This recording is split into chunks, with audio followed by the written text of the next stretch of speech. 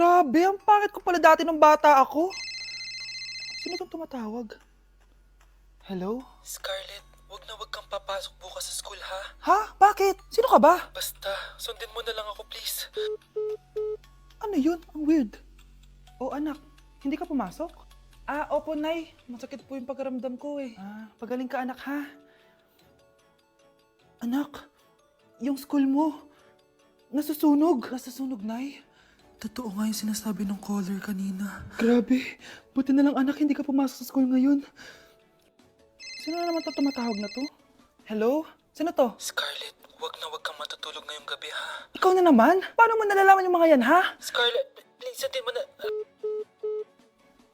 Anak, matutulog na ako, ha? Ikaw din, huwag ka na magpuyat. Sige po, Nay. Tatapusin ko lang po itong pinapanood ko. Kung hindi ako matutulog, ano namang gagawin ko buong gabi? Matutulog na lang ako. Baka niloloko lang ako ng caller na yun. Nay! Nay! Gising, Nay! Ano nangyari, anak? Binabangungot ka, Nay. Buti gising ka pa. At nagising mo ako. Sino ba talaga yung caller na yun?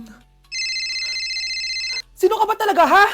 Bakit alam mo lahat ng mga masasamang mangyayari? Gusto mo ba talaga ako makilala, Scarlett? Oo, dahil hindi ako matatahimik. Magkita tayo malapit sa puno ng mangga. Hello?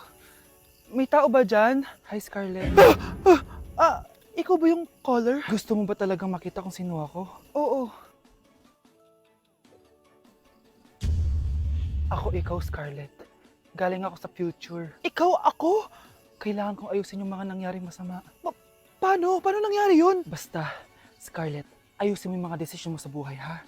Sige na, baka mahuli pa ako ng mga humahabol sa akin. Sandali! Sino humahabol sa'yo?